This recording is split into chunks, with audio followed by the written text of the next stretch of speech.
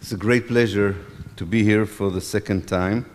My last time I was here on this podium was 2011, and we had a very lively debate with someone representing J Street. This time I am a bit of alone a little bit, but thank God there are two people next to me, so this is a bit of a return to 6 years ago. It's a great pleasure to be here, and I want to thank the organizers for making the effort to bring me over. Particularly, I want to mention McDonald Sullivan, who really chased me physically all around the globe to make sure that I will not forget my promise to come back. So thank you, Don, for your steadfastness. For those of us who are longtime activists on Palestine, and those of us who teach on Palestine either as official academics or as part of our activism or any other occupation that leads us to engage with the problem of Palestine, there is a growing frustration, I think, about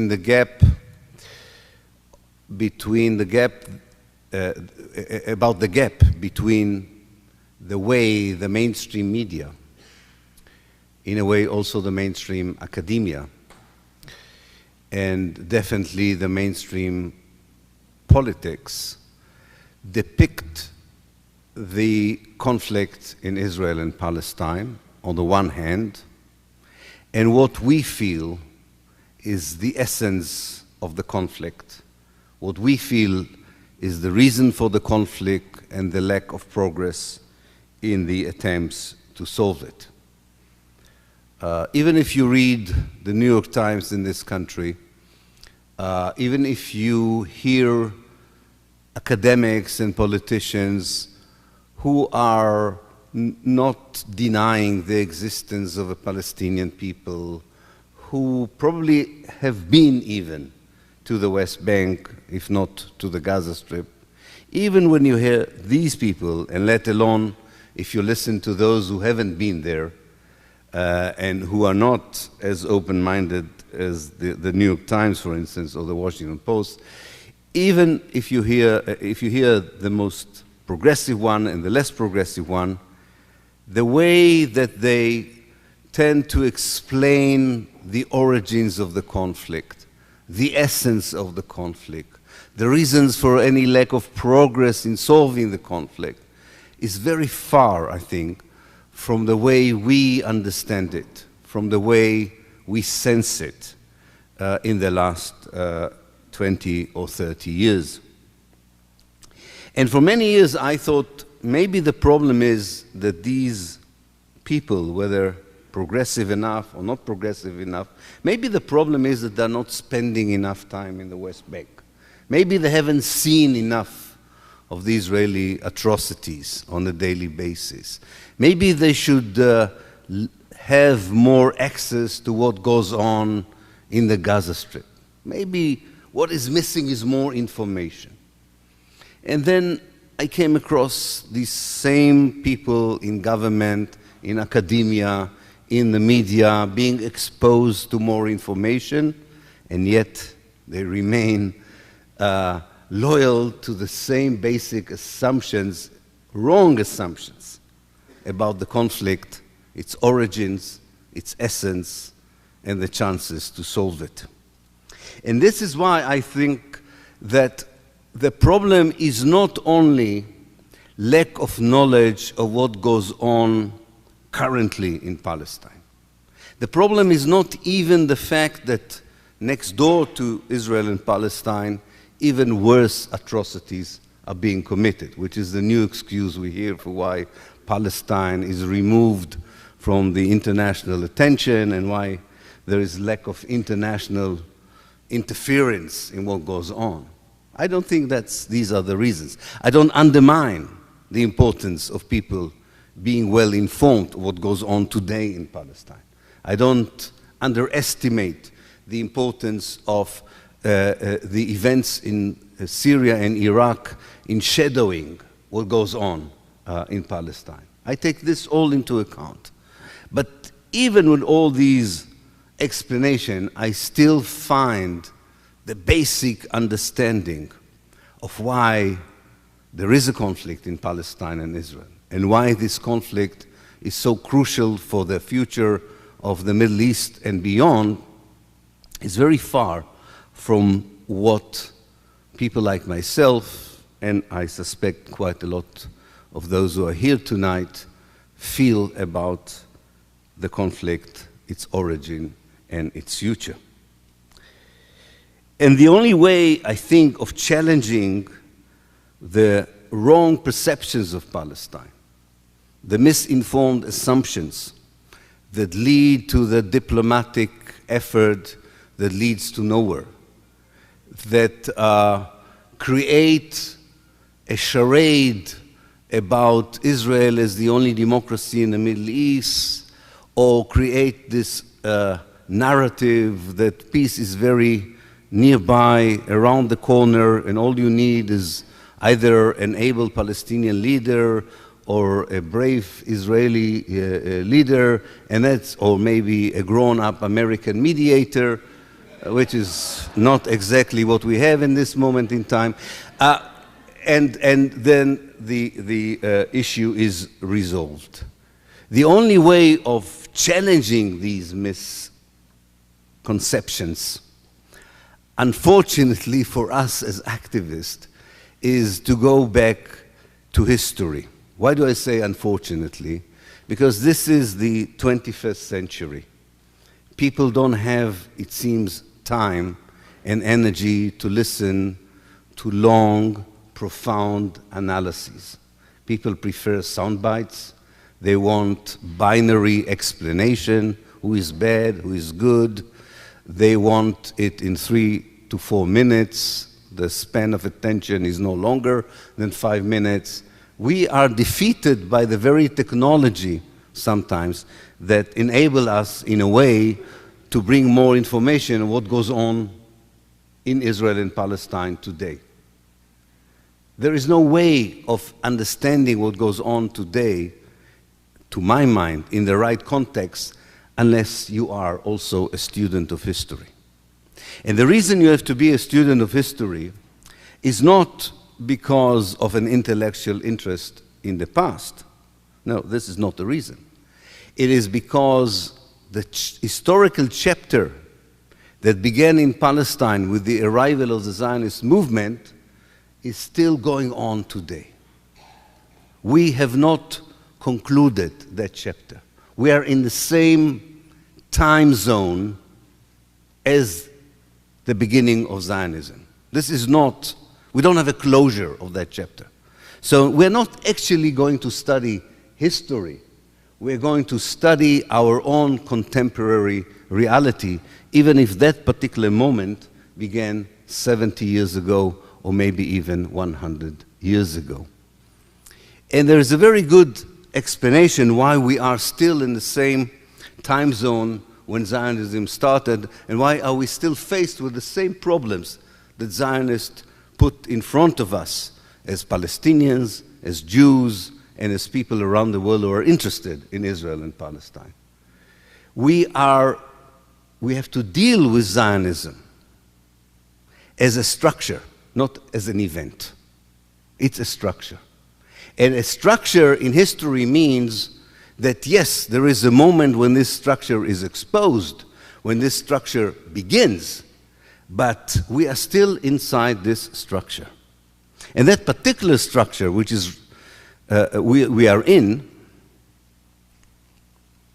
recently was very well defined by scholars in various parts of the world. That particular structure is settler colonialism. In fact, one of the great writers on settler colonialism who just passed away, unfortunately, Patrick Wolfe, has this famous quote where he says, settler colonialism is not an event, it is a structure. I translated to my particularly case study, Zionism is not an event, it is a structure. And it is a settler colonialist structure. Now, in Israel, at this point, even those who wouldn't understand what settler colonialism is would walk out of this hall. The fact that you are still here after I said that Zionism is settler colonialism made this trip worthwhile. And most of those people who would walk out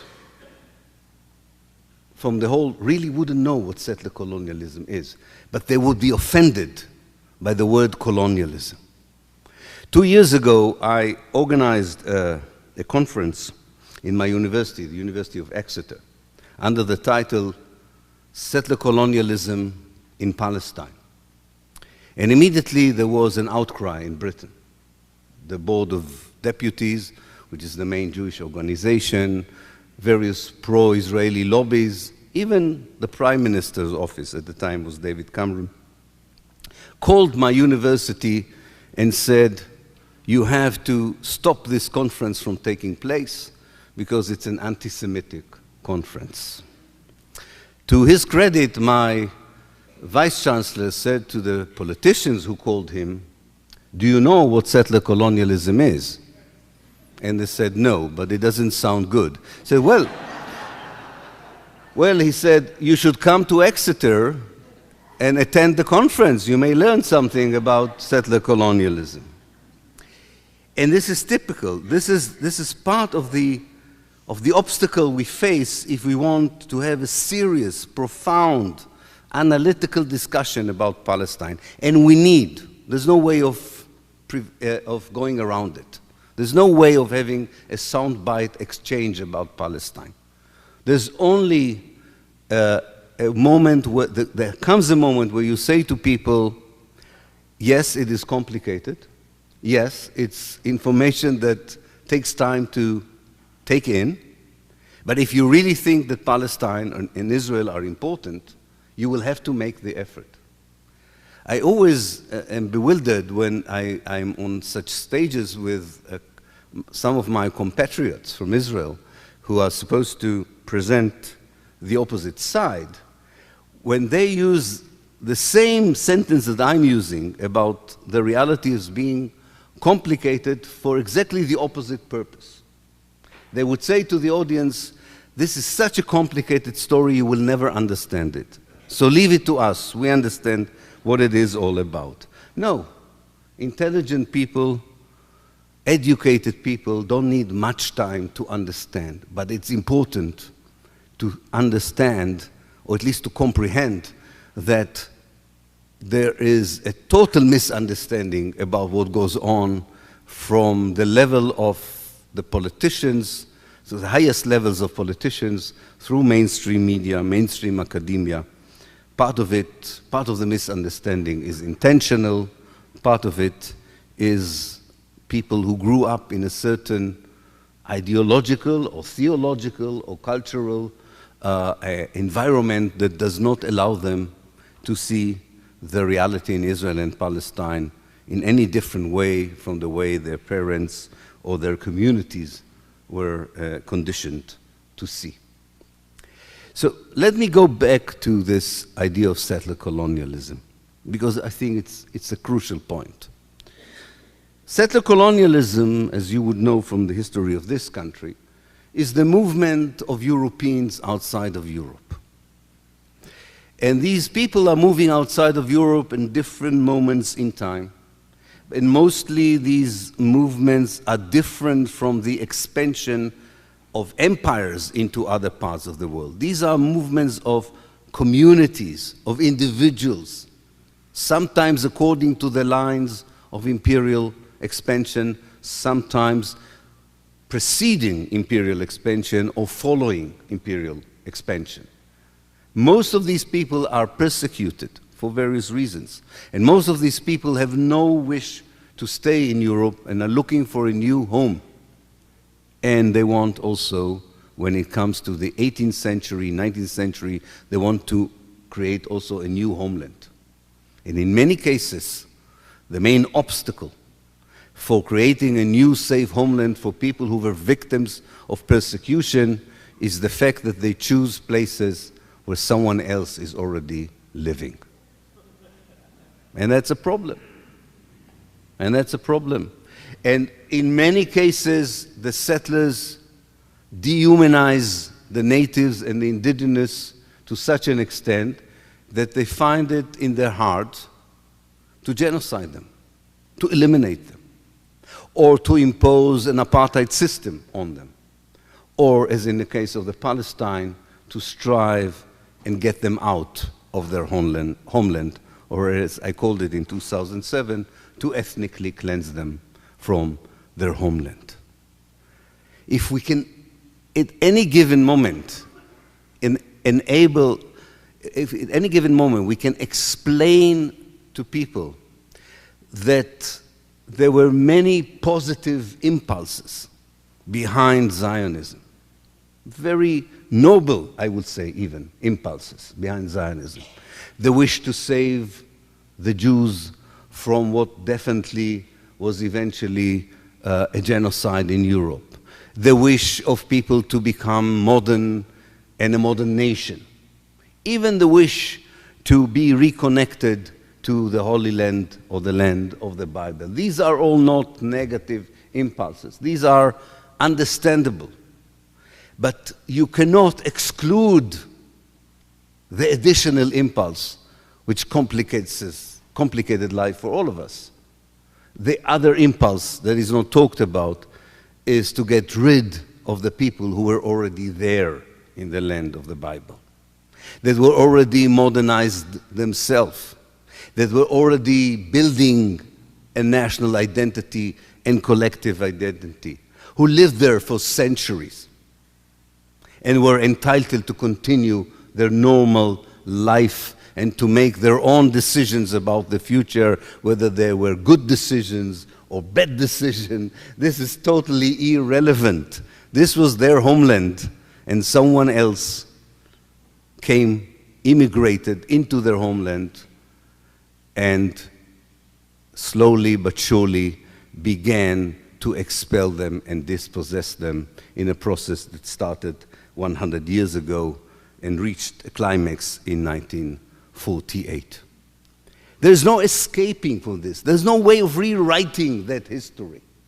There's no escape from telling the Israeli Jews, your ideology of who you are and who the Palestinians are was formed in that historical moment when your grandfathers and grandmothers, your modern ancestors, decided what quite a lot of Europeans decided elsewhere in the world, that in order to create a safe homeland, yes, in order to create or reconstruct ancient Israel, call it what you want, you were fully aware that the only way you could do it is by getting rid of the Palestinian population.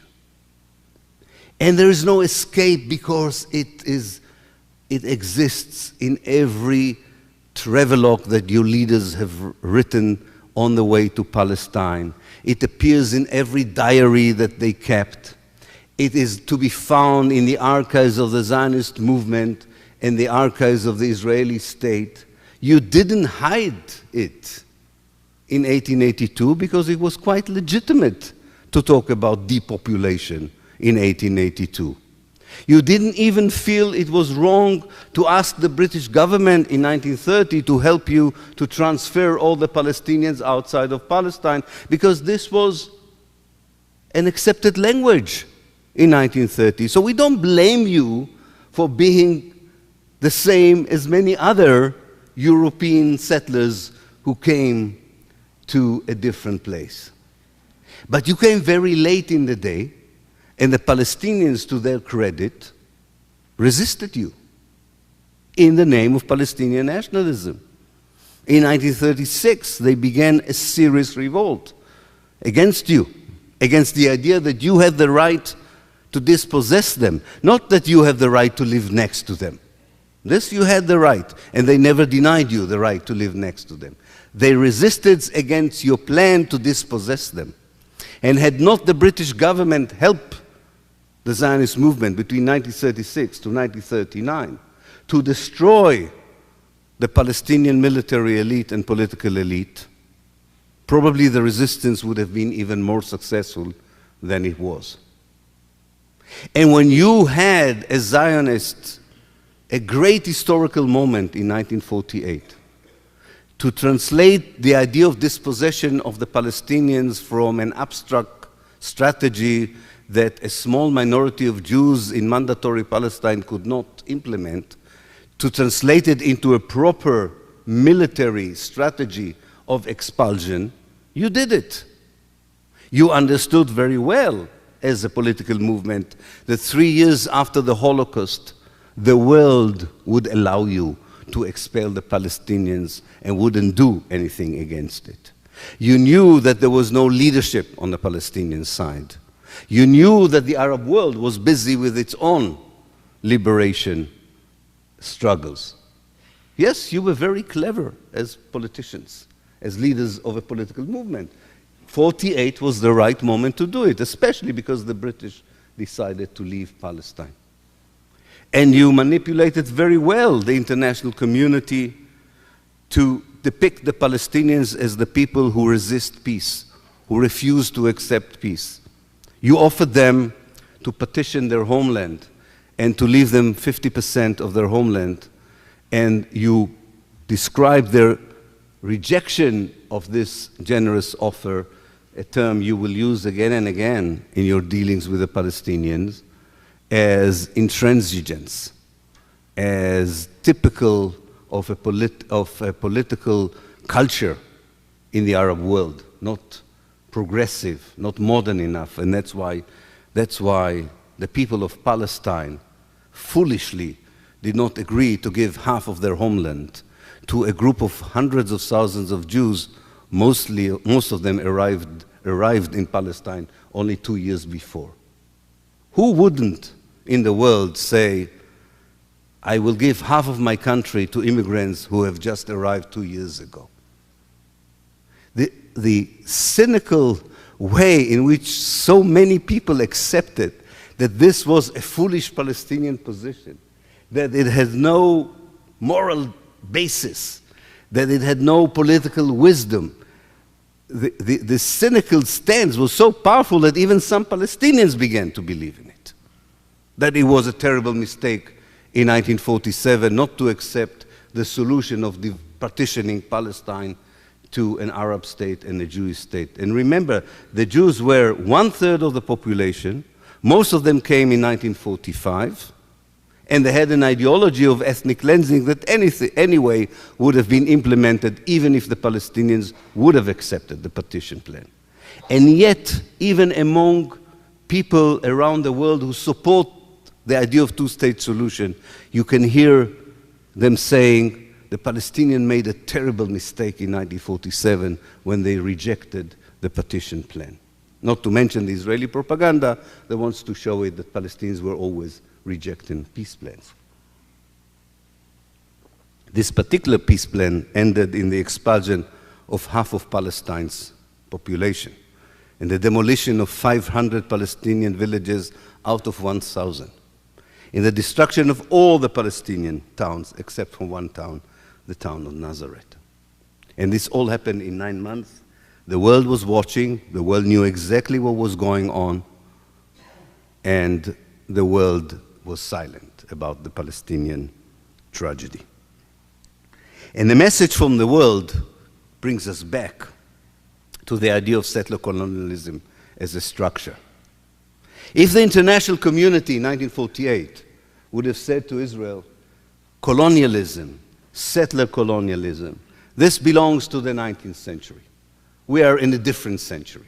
3 years after the Holocaust, we do not sanction massive expulsions of people just because of their identity.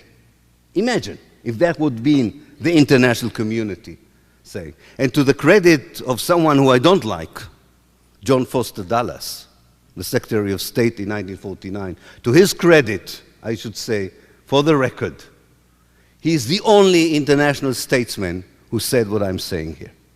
To his credit.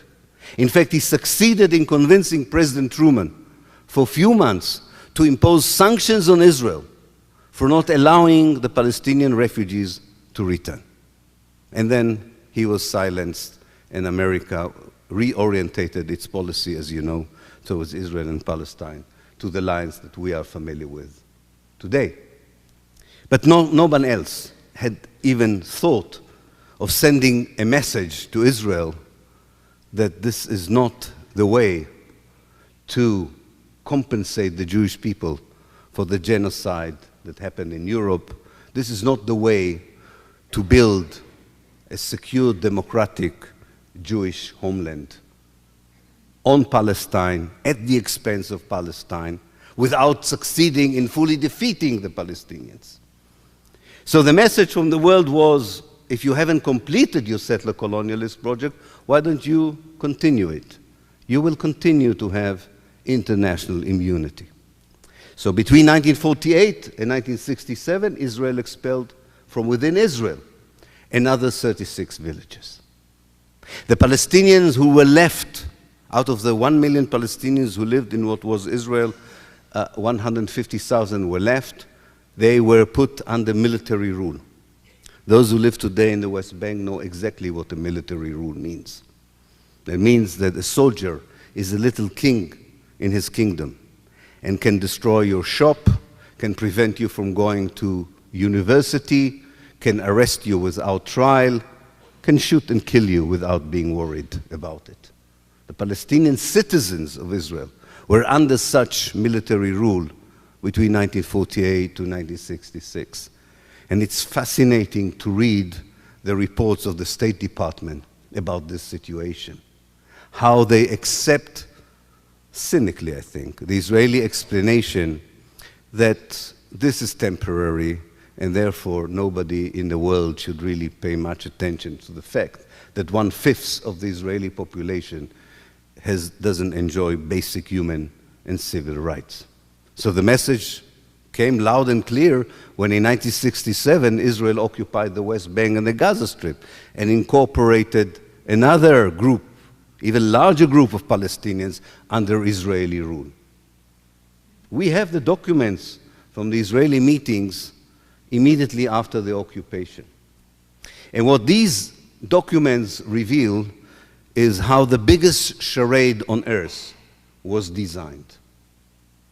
The Israeli government in 1967, and yes, Mary, this is another book written on a plane that will come out in June called The Biggest Prison on Earth. I tell about these cabinet meetings because I think they're very important.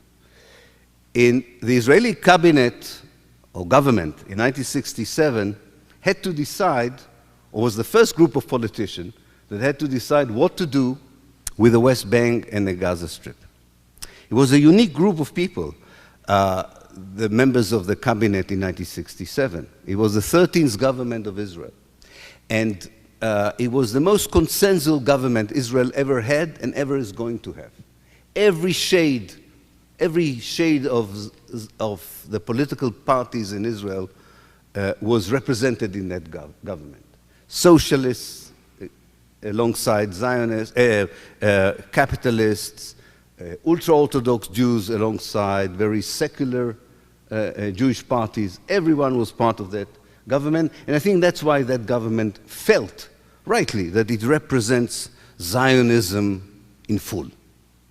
And they took 3 decisions that were the basis for the charade, that we all, hopefully not here, but so many of us still play with. The first decision was that Israel could not exist without the West Bank.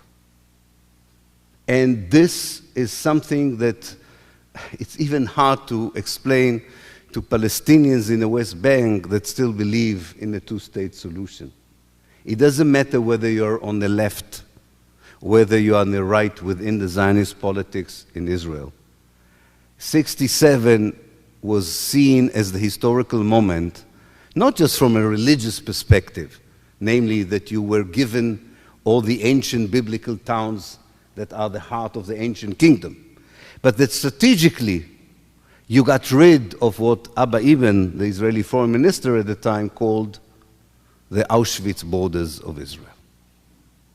The government was very clear that in no circumstances could Israel exist without the West Bank. They had only tactical disagreement of how best to achieve it. And it was so fascinating for me as an historian is how these tactical disagreement was seen in the world as genuine ideological disagreement about Zionism. These are tactical. Whether you are on the left and say, I don't have to control every part of the West Bank, I can build a wall, which is what liberal Zionists decided to do. I can build a wall around the West Bank, so I don't need to control it, but I only need to control the River Jordan. Or you are a right wing who said, no, I have to, because of ideology, I have to be in every part of the West Bank. It doesn't matter. In the end of the day, the West Bank, which is 20% of Palestine, cannot be really out of Israel's reach and control and rule. Yes, there is the realpolitik of the pragmatic left that says rule does not have to be official, rule doesn't have to be formal, and the ideological stance of the right wing in Israel that says, no, we need to show that this belongs to us. Every square inch belongs to us. In the end of the day, it means that those of us who believe in a two-state solution should understand that as long as Israel is the powerful party that it is, there will never be a Palestinian state to talk about, a real Palestinian state in the West Bank. So that was the first decision.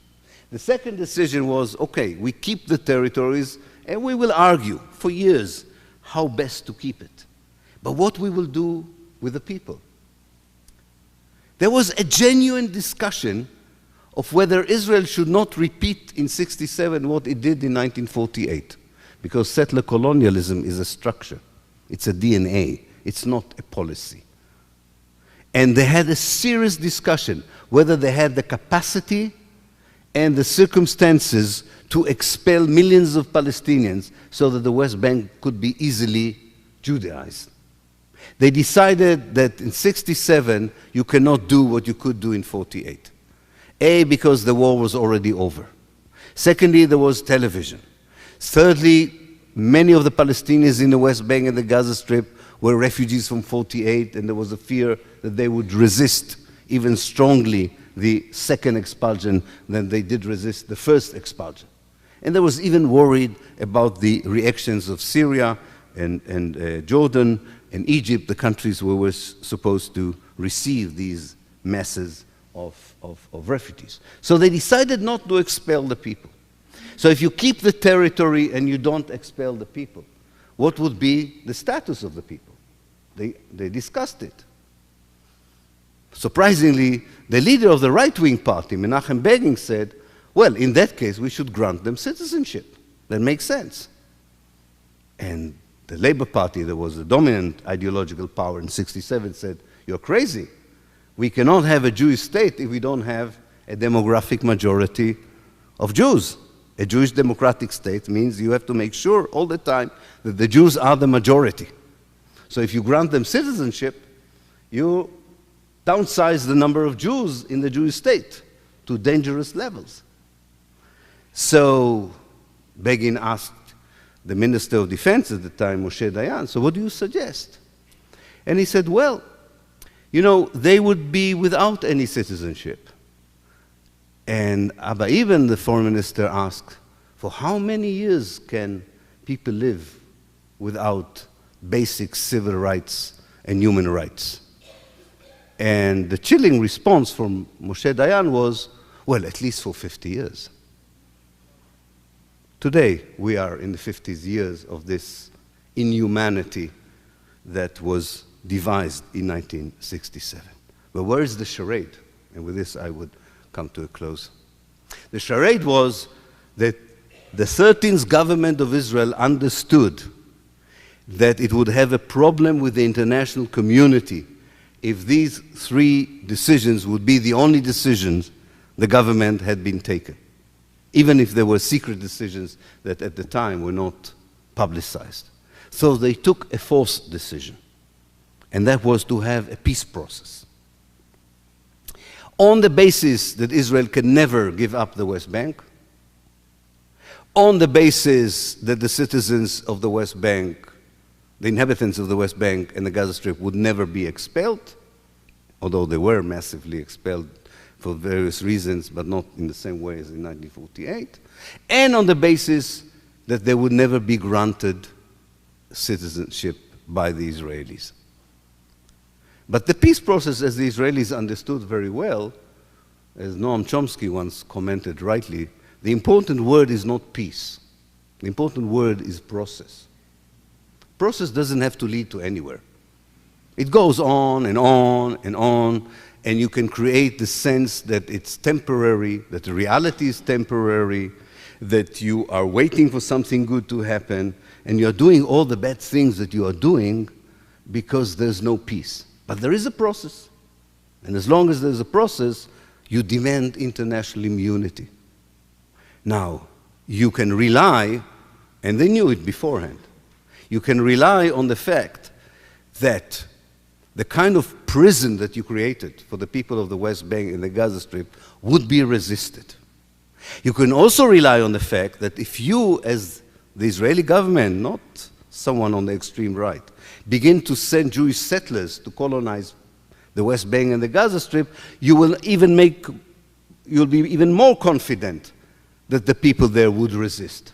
Resistance allows you to retaliate and to be even more brutal. It's amazing how for 50 years, and it doesn't matter which government and which political party you were talking about, for 50 years, whenever Palestinian resistance emerged, the Israeli response was to build more settlements, to give the Palestinians less rights than they had, to install more checkpoints, to build a wall, to use the Air Force for the first time to carpet bomb the city of Jenin in 2002, to destroy the city of Gaza with scenes that we've only seen before in the Second World War. This was all done as a response, as retaliation for these Palestinian terrorists. But they were not terrorists. They were people who resisted the 1967, and still resist, the 1967 creation of the biggest prison on earth, one in the West Bank and one in the Gaza Strip. And they will continue to resist. And the Israelis would continue to say, well, if they continue to resist, we have to build more settlements. We have to extend the wall. We have to make it higher than it is. And we are entitled to use even more inhuman lethal weapons in Gaza. There is a direct line between the international legitimacy to Zionism and settler colonialism in Palestine and the international immunity and silence to the most recent Israeli atrocities, and you can take your pick, because it's very difficult to highlight which of the last Israeli policies in 2016 is worse than the other. And don't forget that this ideology of settler colonialism is not limited to the West Bank, is not limited to the Gaza Strip. There are Palestinian villages in the south of Israel that have been demolished for the 40th, if not the 50th time. Their crime? That they tried to build and maintain a village which was there for centuries. There are demolition of houses all over the Palestinian areas inside Israel in order to downsize both the space in which Palestinians live and the numbers of Palestinians. And there are legislation going on in Israel, which is the natural consequences of a settler colonialist mentality that does not allow the Palestinians to commemorate 1948 as a catastrophe, does not recognize them as part of the nation of the state, does not recognize their language as a language of the state. I'm sure that from the point of view of international law, almost 95% of the Israeli laws that were passed in the Knesset about the Palestinians, and 100% of the practices on the ground would be regarded as severe violation of the most basic international law. And I'm not talking, again, about only what's happening in the West Bank and the Gaza Strip, but also inside Israel itself, where by law you can declare a whole town a town for Jews alone. Imagine if a city in America would be declared only for Christians. What an outcry would it be there? In a law, not by practice, which is bad enough, by law. So we have to ask ourselves, how does Israel get away with this? So I come to the beginning of my talk, and with this I would end.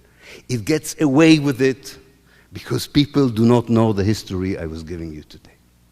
And when I and my friends are trying to tell this history, a huge effort is being made to undermine our scholarly credentials, our knowledge, but they're losing. They're losing. We are recognized by the international community as good scholars, as reliable scholars, as truthful scholars. The question is, can now that the truth is known, now that people know they cannot hide behind ignorance, would they have the courage to help us save the Palestinians from another 100 years of suffering? Thank you.